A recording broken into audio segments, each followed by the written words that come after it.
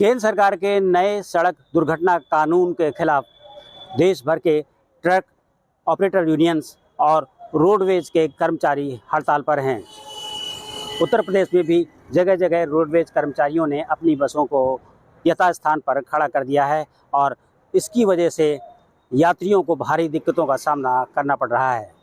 इस वक्त हम मौजूद हैं प्रयागराज के सिविल लाइन बस स्टैंड में, जो सबसे बड़ा मंडल का बस स्टैंड है। यहाँ पर आप देख सकते हैं सभी बसें अपनी जगह खड़ी कर दी गई हैं और जो यात्री हैं वो यहाँ अभी भी इंतज़ार कर रहे हैं कि शायद कोई बस आएगी और उनको कोई मदद मिलेगी। आपको बता दें कि इस हड़ताल की जो वजह है वो केंद्र सरकार का नया सड़क दुर्घटना कानून है, जो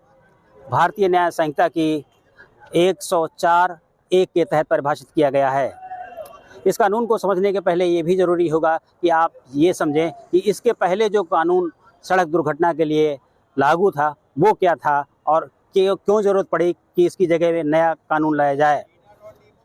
दरअसल इसके पहले सड़क दुर्घटना के लिए आईपीसी की धारा 304(a) के तहत कार्रवाई होती थी, जिसमें इस बात का प्रावधान होता था कि अगर कोई सड़क दुर्घटना होती है तो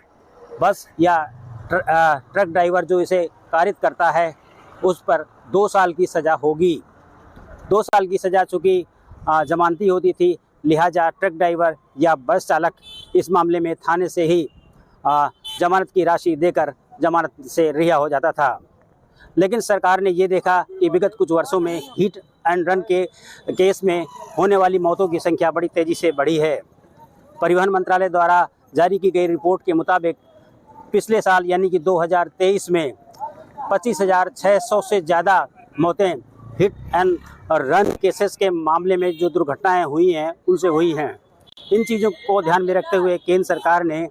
जो पुराना सड़क दुर्घटना कानून था उसे संशोधित किया और नया कानून ड्राफ्ट किया है और जिसे लागू करने की तैयारी है।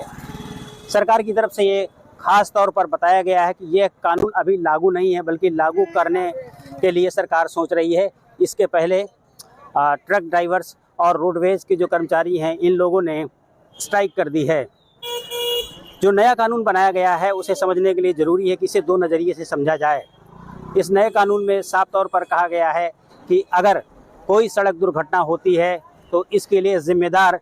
ट्रक या रोडवेज का जो ड्राइवर है उसकी ड्यूटी बनती है कि वो जिस समय दुर्घटना घटी है उसकी सूचना आसपास के पुलिस स्टेशन में दे, या फिर जो घायल हुआ है उसके इलाज के लिए एम्बुलेंस वगैरह के लिए कॉल करे। अगर ऐसा नहीं करता है और बिना बताए वहाँ से हिट एंड रन के बाद वो भाग जाता है तो उसको 10 साल की सज़ा और 7 लाख के जुर्माने का प्रावधान इस कानून में किया गया है। इस कानून का एक दूसरा पहलू ये भी है कि अगर दुर्घटना को कारित करने के बाद बस या ट्रक का ड्राइवर इसकी सूचना स्थानीय पुलिस स्टेशन को देता है या जो विक्टिम है, जो घायल है, उसको इलाज के लिए एम्बुलेंस वगैरह की कॉल करता है, तब परिस्थितियों को देखते हुए उसकी सज़ा कम हो जाएगी और इसके लिए 7 साल तक की सज़ा और 7 लाख तक का जुर्माने की प्रावधान है। खास बात यह है कि इसमें जो शब्दावली इस्तेमाल की गई है उसमें ये कहा गया है कि 0 से लेकर 7 साल या 0 से लेकर 10 साल तक की सज़ा इसमें हो सकती है। इस प्रावधान का इंटरप्रिटेशन सही से ना होने की वजह से ये कम्युनिकेट किया जा रहा है कि ये जो नया कानून है वो पुराने कानून से बहुत ज़्यादा सख्त है और काला कानून है, जबकि इसमें स्पष्ट किया गया है कि हालात और परिस्थितियों को देखते हुए सज़ा 0 से लेकर 7 साल या 10 साल तक हो सकती है। सरकार की तरफ से अभी ये कानून लागू नहीं किया गया है, बनकर तैयार है। जाहिर है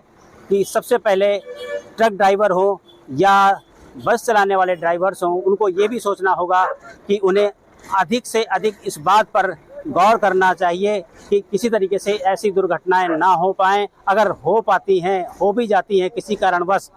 तो कम से कम जो पीड़ित है उसे सही समय पर उपचार के लिए सही समय पर सूचनाएं दी जाएं, जिससे कि उनके ऊपर जो पनिशमेंट है वो कम हो सके। Dinesh Singh, TV9 UP, Prayagraj.